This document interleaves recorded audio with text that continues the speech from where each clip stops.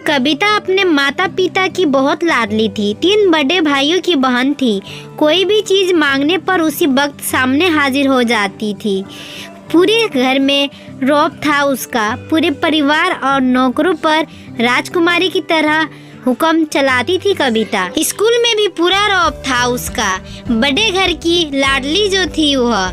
ऐसे ही उसने कॉलेज में दाखिला लिया। उसके ठाट बाट बड़ी गाड़ी में आना जाना, हर दिन नया फैशन देखकर हर कोई उससे दोस्ती करना चाहता था। थोड़े ही दिनों में उसके बहुत से दोस्त बन गए। पूरे कॉलेज में उसकी अपनी ही एक पहचान थी। इन दिनों उसके घर एक रिश्ता आया। खानदानी लोग थे और पापा जी की पुरानी जान पहचान थी उनके साथ। कविता के साथ कोई ज़बरदस्ती नहीं थी, पर कविता ने फिर भी हाँ कर दी, क्योंकि वह अपने परिवार से बहुत प्यार करती थी। वह जानती थी कि वह लोग उसका अच्छा ही सोचेंगे। लड़के का नाम राज था। राज काफ़ी पढ़ा लिखा और समझदार लड़का था। ससुराल वाले भी बहुत अच्छे थे। ससुराल में कविता की जगह वैसी ही थी जैसे कि मायके में कोई भी कार्य कविता की सलाह के बिना नहीं होता था। सबकी लाडली बहू बन गई थी वह। फिर उसके घर एक बेटे का जन्म हुआ। राहुल कविता को जान से प्यारा था। पोता पाकर ससुराल वाले तो फूले नहीं समाते थे। कविता कभी कभी सोचती थी उसकी किस्मत कितनी अच्छी है। उसका हर अपना उसे कितना प्यार करता है। चाहे जीवन में कैसा भी समय आए, मेरे अपने हमेशा मेरे साथ हैं। मैं कभी अकेली नहीं हो सकती। कितनी खुशकिस्मत हूँ मैं। पर शायद कविता की खुशियों को उसकी अपनी ही नज़र लग गई थी। एक दिन वह मायके जाने की जिद कर बैठी। राज को बहुत काम था, लेकिन वह फिर भी उसे ले गया। रास्ते में उनकी गाड़ी अन्य गाड़ी से टकरा गई। कविता, राज और राहुल बहुत बुरी तरह से जख्मी हो गए। काफ़ी दिनों के इलाज के बाद राज और राहुल तो ठीक हो गए, लेकिन कविता पूरी तरह ठीक ना हो सकी। सर पर चोट लगने के कारण वह अपनी आंखों की रोशनी खो बैठी। अब कविता की किस्मत जैसे उल्टे पांव चलने लगी। मायके वाले कुछ दिनों तक उसे मिलने आते रहे, फिर कभी कभार फोन ही करके पूछ लेते कि अब कैसी हो। धीरे धीरे ये सिलसिला भी कम हो गया। ससुराल वालों की सहानुभूति भी कम होने लगी। घर में किसी को पास बैठने के लिए कहती तो जवाब मिलता, बहुत काम है, अब तुम भी हाथ नहीं बटा सकती। राज भी चिड़चिड़ा हो गया था। बस राहुल ही था उसके साथ, जिसके साथ हंसते खेलते उसका वक्त गुजरता। एक दिन कविता के हाथ से कुछ सामान गिर गया, जिसकी वजह से राहुल को हल्की सी चोट लग गई। कविता के सास ससुर ने राहुल को उससे अलग कर दिया कि कहीं उसे ना देखने की वजह से बच्चे का कोई नुकसान ना हो जाए। कविता अंदर से टूट चुकी थी।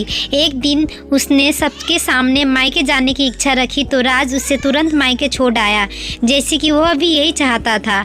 लेकिन राहुल को उसके साथ नहीं भेजा गया। कविता कभी राहुल से दूर नहीं रही थी, पर अपनी कमी के कारण उसने ज़्यादा बहस नहीं की। कविता को लगा कि वह 3-4 दिन वहाँ रहेगी तो थोड़ा हवा पानी बदल जाएगा, क्योंकि वह कितने दिनों से कहीं भी बाहर नहीं गई थी।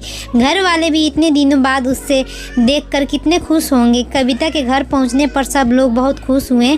खाने में सब कुछ कविता की पसंद का ही बना था। उसने अपने मम्मी पापा और भाई भाइयों से दिल खोलकर बातें की।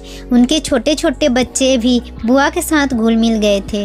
रात को सोने के वक्त जब वह कपड़े बदलने लगी तो उसे पता चला कि उसका बैग तो बहुत भरा हुआ था। वह समझ गई। वह बहुत उदास हो गई। कुछ दिनों तक तो सब ठीक रहा, फिर जैसे सब बदलने लगे, सबका व्यवहार बदल रहा था। वह लोग जैसे थक चुके थे उससे। सब लोग घुमा फिरा कर पूछने लगे कि राज कब आ रहा है उसे लेने। वह बहाना बना देती, जबकि वह जानती थी कि उस घर में अब उसके लिए कोई जगह नहीं है। कविता से चलते वक्त कुछ न कुछ नुकसान हो जाता था। थोड़ी बहुत टोका टाकी उसे सुनाई देती, वह टाल देती। एक दिन उसके हाथ से लगकर एक कीमती फूलदान टूट गया। छोटी भाभी ने बहुत हंगामा मचाया। कविता के माता पिता रोज रोज के झमेले से तंग आ गए थे।